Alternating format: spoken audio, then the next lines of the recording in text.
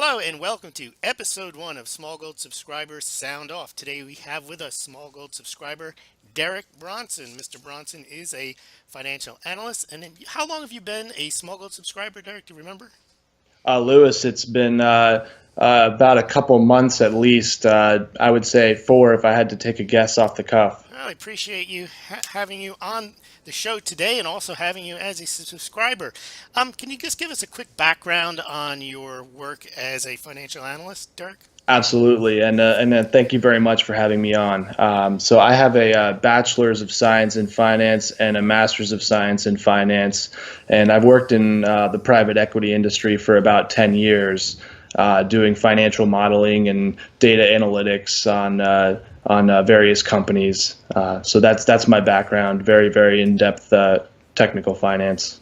And you've been interested in finance. A lot of people became interested in not just finance, but also economics during the financial crisis. I understand you were graduating at the time of the financial crisis. Was it difficult to get a job at that point? Yeah, it was quite an experience. I was sitting in class and just watching the S&P and the Dow just crumble. And yeah, I no matter where I applied, no matter where I interviewed, I was up against a very large pool of candidates for a slimmed down number of positions. I interviewed for Johnson and Johnson once, and they had just cut 7% of their workforce globally the day before I was interviewing for them. So as you can imagine, it wasn't a very promising outcome. Right. Now, you and I had talked in the pre-interview about what you perceive as a ton of fires when you went through kind of the laundry list of all the risks in the market right now. When you were graduating back then, were you aware of what was happening? Did you pay much attention to, at the time, the U.S. did have a debt issue. It's just not as exacerbated as now. Would you say that your points of view have changed significantly or about remained the same since 2008? Well, back then, I definitely recognized we were over leveraged both, at the individual level and at the sovereign level, and in between. But I felt as though there was still room, like, really soon we're going to have to start cutting back on all this, deficit spending and start to really get back to reality. And then as time went on, more and more, I watched it and watched, and it never happened. And it just seemed like the decisions got crazier and crazier. So, like the Federal Reserve buying plus trillion in unsterilized bond, purchases is never a way out of a crisis. So there, in my opinion, there's no such thing as a free lunch. So that's kind of what really tipped me off as, you can't solve it just by buying a bunch of bonds with money you pressed a button and created. So, And yet, yeah. Derek, do you were you surprised at the market reaction when QE was first announced? Oh yes, absolutely. It kind of seemed like everyone's like, okay, we're going to be good now. This is great. And the stock prices went up. So I was flabbergasted that people weren't pulling their hair out. Well, there were people pulling their hair out, and most of them were in the alternative financial community and people that were also became interested in gold and silver at the time. But where do you see it now that we've been almost a full decade on from the financial crisis and we still have what you would call a ton of fires? Could you kind of go through how you see now these ton of fires and how they might impact the general stock market, the economy, and the gold and silver markets? Absolutely, yes. So with all this geopolitical turmoil, there are many, many problems, both domestic and abroad. Look at Venezuela. It's just nuts right now. People are eating street animals, and members of the military now I hear are defecting and marching with the people. So it's just a dire straits there. And Italian banks, they're not looking great. There's something called a Texas ratio in banking, and it's the ratio of as much liquid cash a bank has divided by the total amount of their bad debts. And most Italian banks right now have Texas ratios of over 100%, and a lot of the big ones even have approaching 200%. And Monte De Paschi was just bailed out, and it's not looking good. Just to summarize, it's just a bunch of plates being juggled in the air right now. Okay, and since these plates have been juggled, and they appear to have been they're being juggled for close to a decade, as we mentioned, how come the markets continue to soar higher? And you would think gold and silver would catch a bid here. They did for the first couple of years of QE, but since then, since 2011, they've been smashed down. And do you ever see a shift in sentiment, or just forget sentiment, markets where the stock markets, the equity markets, the bond markets will reverse and gold and silver will take their rightful place on the higher level? Absolutely, absolutely. So I really do believe that the markets, well, with all of these bond purchases, the money has to go somewhere. So everyone was worried about hyperinflation and is worried about hyperinflation, and I would argue we have seen it already. It's just all in the financial system in stocks and bonds, and the reason it's there and the market isn't perceiving risk appropriately, in my opinion, is just extremely dishonest financial media, political media, pretty much all media across the board. And you look at these hacks of Macron or Macaroon or whatever his name was over in the new France. French president, right? Exactly. Yeah. Over in France, I think some hackers dumped some of his financial holdings and showing that he had offshore, bank accounts, and he's only 39, and he's obviously, in my opinion, probably a puppet for the Rothschilds or something. But anyway, the French government actually told the French media to not report to the French citizens who were about to vote about these hacks and the information that was provided from the hacks. And in my opinion, we see that the media is basically doing a bunch of censorship on YouTube. I would equate it to a mass, Bill Holter said this, and I really agree with him. He equates it to a mass digital book burning. Mm-hmm. And that leads me to, I really want to give you a shout out and tell people that it would really help out if they help you out on Patreon like I do. I'm happy to throw you a few dollars a month, because I think what you and a lot of your other colleagues here in the alternative media are doing are really helping us expose what I call the club.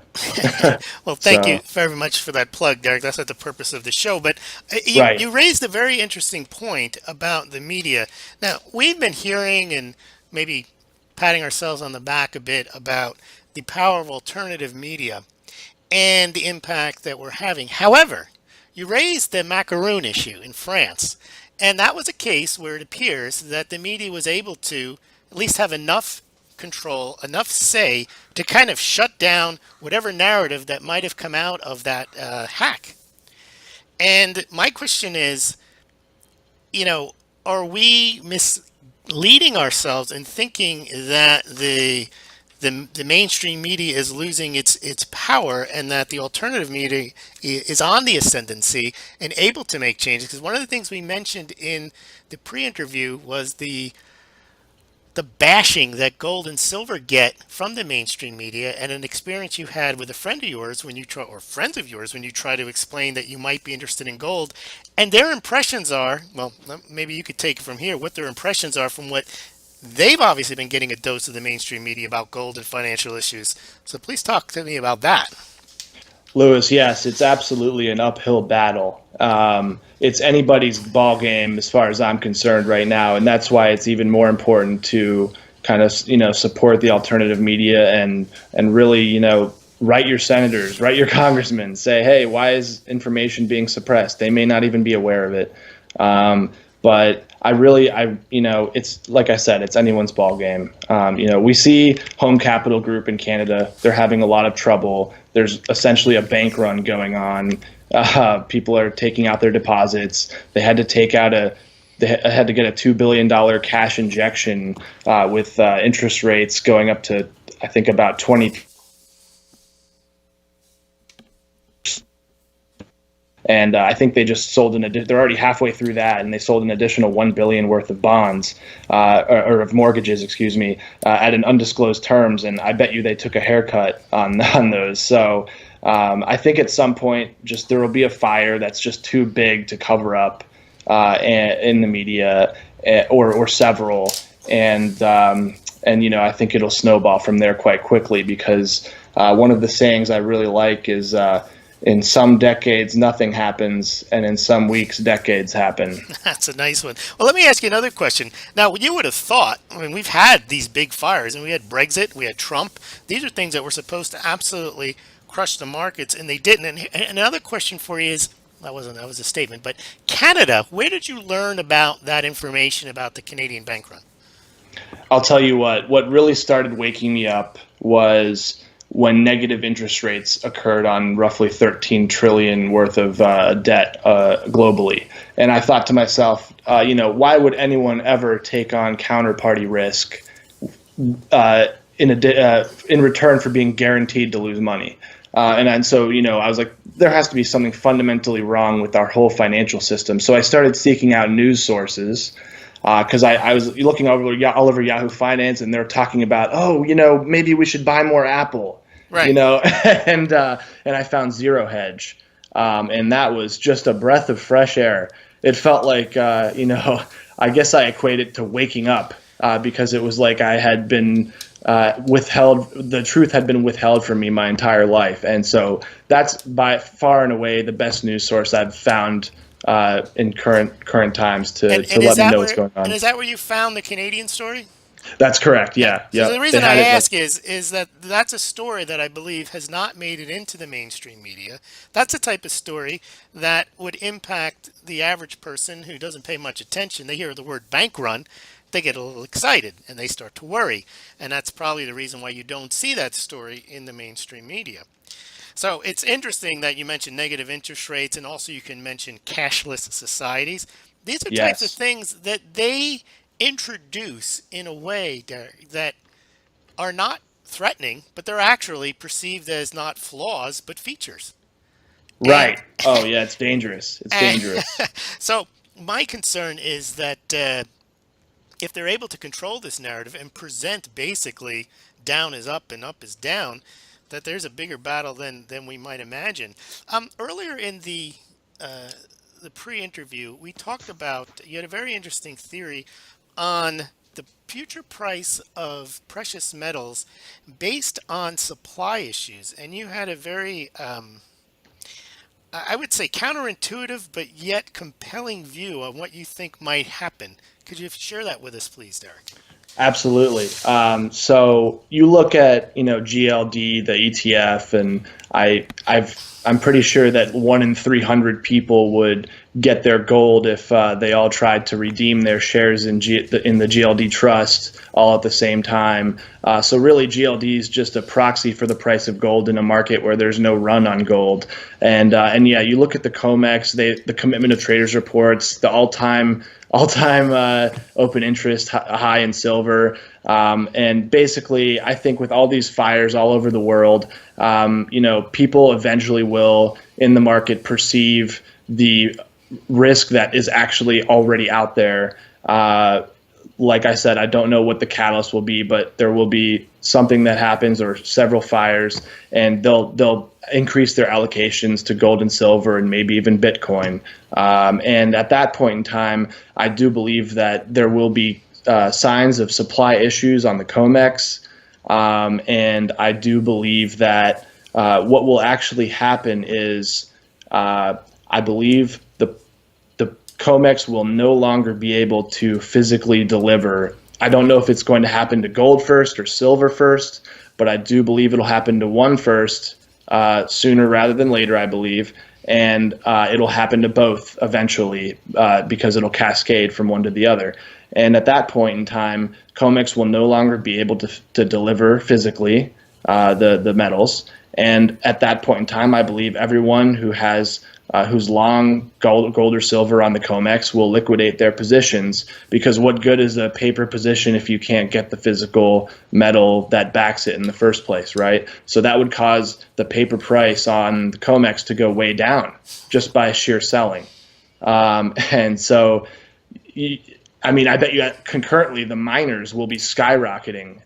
Right. Can I? Because, sorry, go ahead. Just quick question. I think the scenario you just outlined already exists, and maybe that's why we have the low prices. Because currently, Comex can't deliver the outstanding contracts as it is.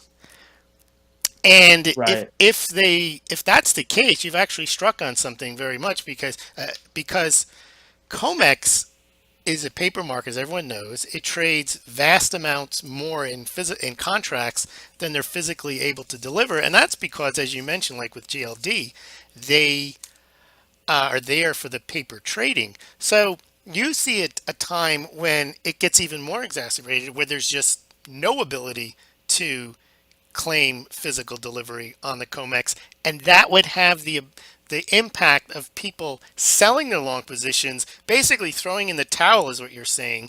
That, look, why would I even bother trading silver or gold if I can't get the delivery? And then in that scenario, you were mentioning a kind of a tie-in with the Shanghai Gold Exchange. What would happen next?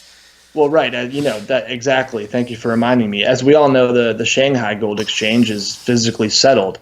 So I think there will come a point where you see the price of gold and silver on the Shanghai, substantially deviate, and I mean substantially, from the prices on the COMEX. And at that point in time, people are going to be filling up airplanes full of gold and silver and just flying it right over to China and dumping it and doing massive arbitrage.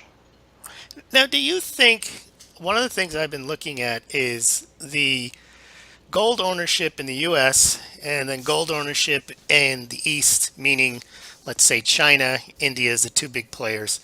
And what I'm seeing lately is two things. When people buy gold in the West, they tend to buy paper, digital assets, ETFs, and the US mint numbers are atrocious. But yet in the East, they load up on the physical product. And do you see a time when that changes in the US for the United States, who seems, for better or for worse, enamored with the digital society? I mean, Bitcoin has taken off in part because of that. Do you see a time when Americans and people in the West decide that they need to own physical? Because in India, they tried to sell those, what were they, those rupee bonds where you're supposed to turn your gold in, and they would give you a note. And Indians said, "No, thank you." But apparently, in the West, they're willing to take a note. They're willing to buy a share of a gold ETF, a silver ETF, and it seems like they've pushed that on us, and it seems to be getting more intense each year. Meaning that when people say they're going to buy gold, and if you talk to some of your friends, you tell them about gold, they might consider a gold ETF purchase, but not necessarily going out and buying physical. Do you see that changing? So I do see it changing. It will be quick and sudden, but by the time people change their minds, they won't be able to get any.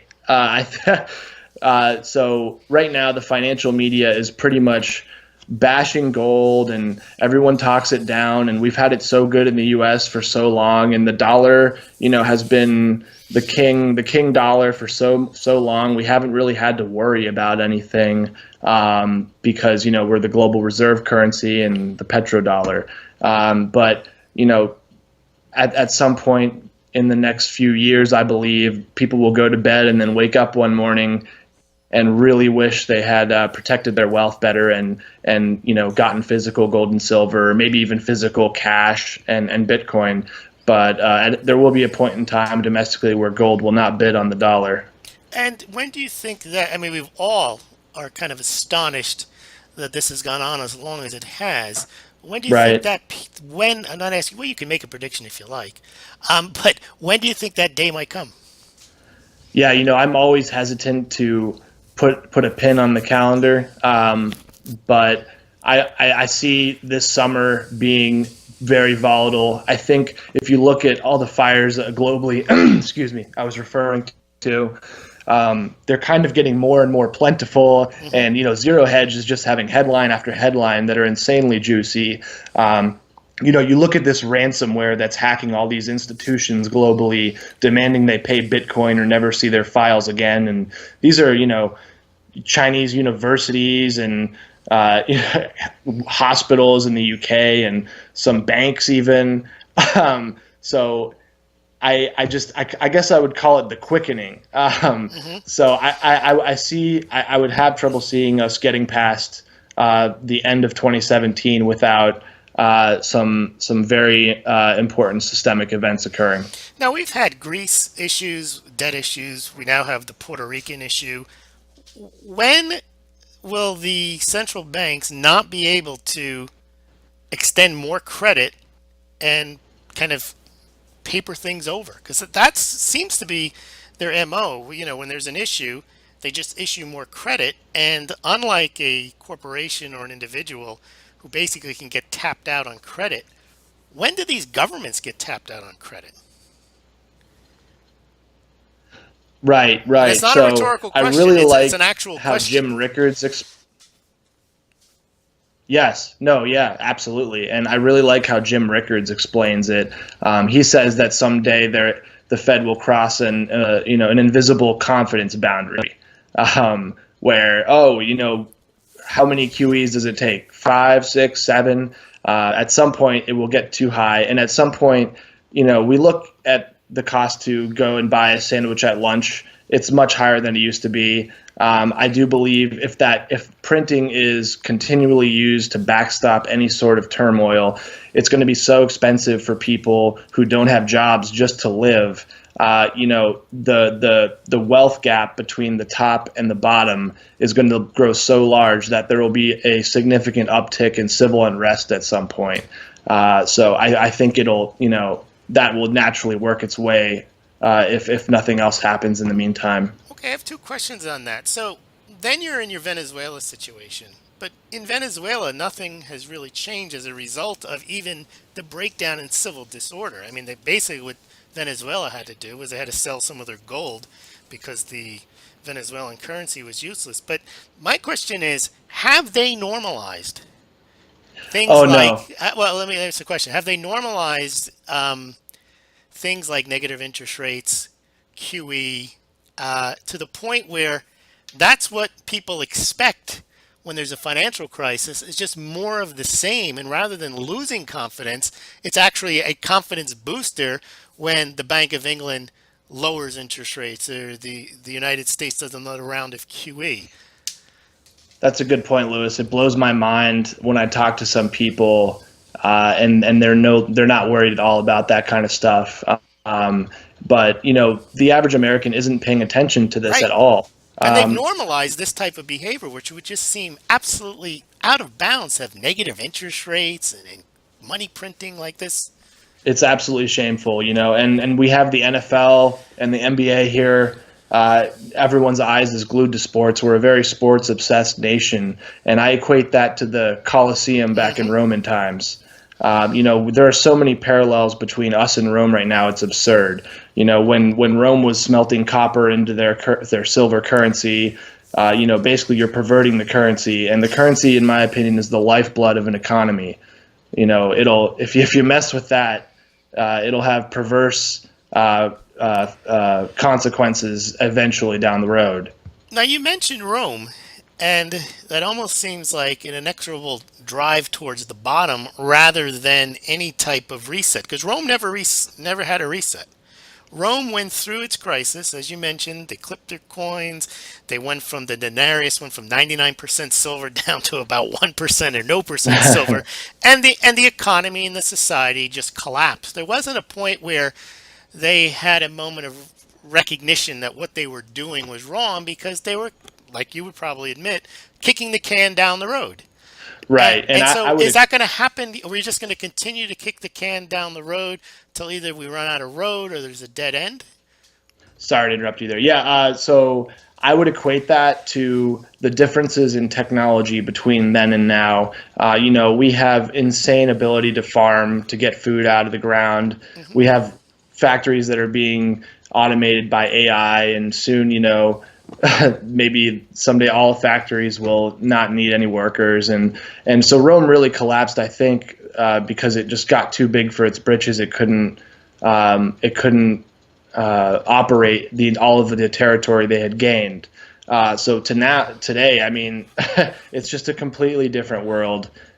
So who knows how it's going to play out, but it definitely may not, quote unquote, crumble in the same exact way. Well, unfortunately, the way Rome declined, there wasn't really an opportunity to fix it because it was just heading, as I mentioned, inevitably towards the end.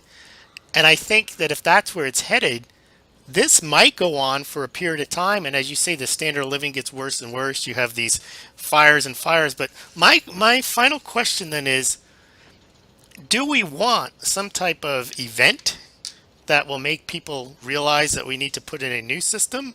Or do we just want them to kind of slow the decline? And which of the Yeah, two do you think is going to happen?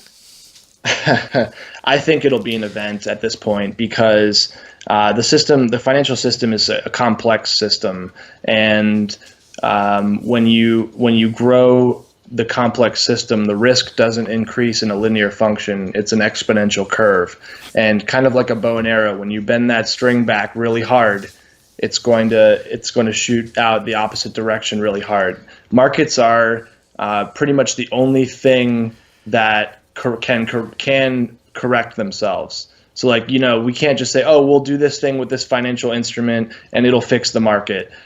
So really, the markets are the only ones capable of correcting themselves, and it's kind of like Newton's second law. When you push in one direction, equal and opposite. So I think we've rigged it so hard in one way that I think the blowback is going to be really, really hard the other way. So And you I don't think that think at this that point it'll be a slow grind. and you think that that market force will overwhelm any type of intervention? Any type. That's correct. Okay. Well, that's hopeful because we have seen them take over these markets in a tremendous way to the point where the Dow is sky high. And do you think that the Dow and the S&P valuations reflect the reality of the economy? Not at all. Not even close. And they I wouldn't. reflect intervention. Right. I wouldn't touch those with a 10-foot pole right now. And yet, if you Uh, haven't been touching them with a 10-foot pole for the last 3 or 4 years, you've lost that on gains, and here we are with gold and silver thinking we're smart. And when does that day come where being smart and prudent and understanding what's going on pay off? well, Lewis, all I have to say to that is I can be early to the dance, but still be able to see the encore. Excellent, excellent, excellent. Derek, thank you very much for joining me today. Some Thank you for very having me. insightful points that you've made. Appreciate you coming on.